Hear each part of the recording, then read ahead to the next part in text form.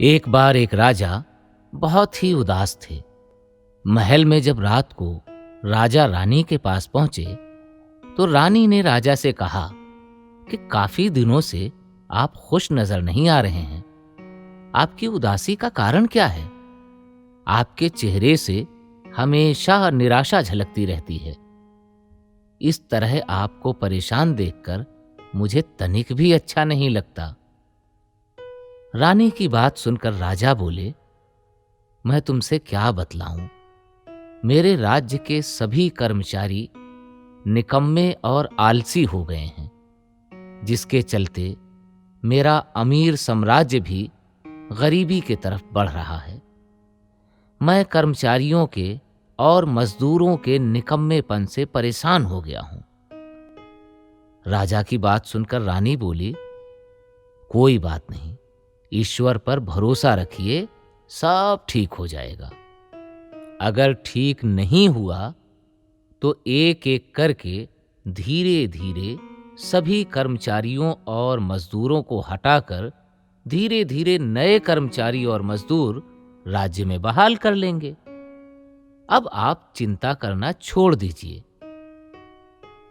सब समय की बात है। खराब समय आया है तो अच्छा समय भी जरूर आएगा। इस प्रकार रानी ने राजा को सांत्वना दी।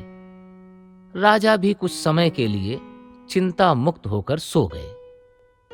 लेकिन अगले दिन जब राजा दरबार में गए तो अपने घटते हुए राजकोष को देखकर चिंतित हो गए। राजा अपनी चिंता दूर करने के लिए ज्योतिषी और पंडितों से सलाह लेना शुरू कर दिए। कोई पूजा पाठ करवाने को कहता, कोई यज्ञ करवाने को कहता, कोई ग्रह का उलटफेर बताता। जितनी मुंह उतनी बातें। राजा को समझ नहीं आता कि आखिर करूं तो क्या करूं। इस प्रकार से चिंता के बढ़ने से राजा भारी मन लिए उदास होकर अगले दिन भी रात में रानी के पास पहुंचे। रानी उन्हें पुनः सांत्वना दी और रात ढल जाने के बाद सो गई। लेकिन चिंता के चलते राजा को नींद नहीं आ रही थी। जब सभी सो गए तब रात को राजा महल के छत पर टहलने के लिए गए। छत पर रात का सन्नाटा पसरा हुआ था। चारों तरफ घोर अंधेरा था। उसी समय राजा के सामने एक प्रेत प्रकट हुआ और बोला, राजा, मैं तेरी उदासी का कारण जानता हूं। मैं तुम पर प्रसन्न हूं। मैं पलक झपकते तुम्हारा सारा कार्य कर दूंगा। तुम्हारी चिंता दूर हो जाएगी, राजकोष भर जाएगा। तुम्हारे साम्राज्य का विस्तार करवा दूंगा। लेकिन मेरी एक शर्त है, मुझे हमेशा काम चाहिए। जिस दिन तुम मुझे काम नहीं दोगे उसी दिन तुमको जान से मार दूंगा। अगर मेरी शर्त मंजूर हो तो कहो, वरना मैं कहीं और चला जाऊंगा। प्रेत की बातों को सुनकर राजा ने हां में सिर हिला दिया। तब प्रेत बोला, ठीक है, अब जाकर सो जाओ। कल से मैं काम पर लग जाऊंगा। राजा प्रेत की बात मानकर महल में जाकर सो गया। अगले दिन जैसे ही राजा दरबार में आया, प्रेत दरबार में हाजिर हो गया और बोला, मुझे काम बताओ।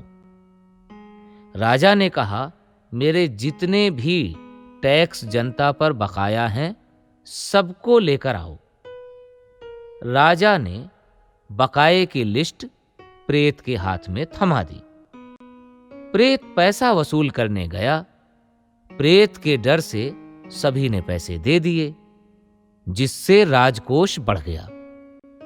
प्रेत राजा को वसूली के पैसे देकर काम पूछने लगा। राजा ने कहा, मेरे बाग में नए नए पेड़ लगा दो और बागवानी को पानी से सींच दो। प्रेत गया, और बागवानी में नए पौधे लगा आया और बाग को सींच भी दिया। इसके बाद फिर राजा से काम मांगने लगा। तब तक शाम हो गई थी। राजा ने कहा कि तुम बड़े बड़े 52 तालाब मेरे राज्य में खोद दो। इतना कहकर रात में राजा महल में आ गए और प्रेत तालाब खोदने के काम में लग गया। राजा महल में गए तो बड़े ही चिंतित थे। राजा को चिंतित देखकर रानी ने चिंता का कारण पूछा तो राजा ने कहा कि अगर मैं काम नहीं दिया तो प्रेत मुझे मार डालेगा। कोई काम समझ में नहीं आ रहा है। कल मुझे वो छोड़ेगा नहीं, भरे दरबार में काम पूछेगा, नहीं बताने पर मार डालेगा। रानी बोली, ये कौन सी बड़ी बात है। आप उसी से एक मजबूत लोहे का खंभा जमीन में खुदाई करके गड़वाइए और जब मजबूत तरीके से खंभा जमीन में धंस जाए तो उसी पर चढ़ने उतरने के लिए बोल दीजिए। वो चढ़ता उतरता रहेगा, उसका काम कभी खत्म ही नहीं होगा।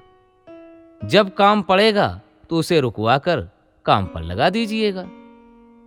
काम खत्म होने पर पुनः खंभे पर चढ़ने उतरने वाले काम में लगा दीजिएगा। राजा को रानी की बात बहुत पसंद आई। अगले दिन राजा ने दरबार लगाया और प्रेत काम पूछा तो राजा ने उसे खंभे पर चढ़ने उतरने के लिए बोल दिया। प्रेत अब रात दिन यही काम करता।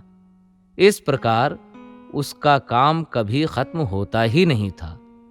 इस प्रकार रानी की बुद्धिमानी से राजा की जान बच गई और प्रेत के द्वारा तेजी से काम करने से राजा का नगर भी सुंदर हो गया। साथ ही साथ राजा धनवान भी हो गया।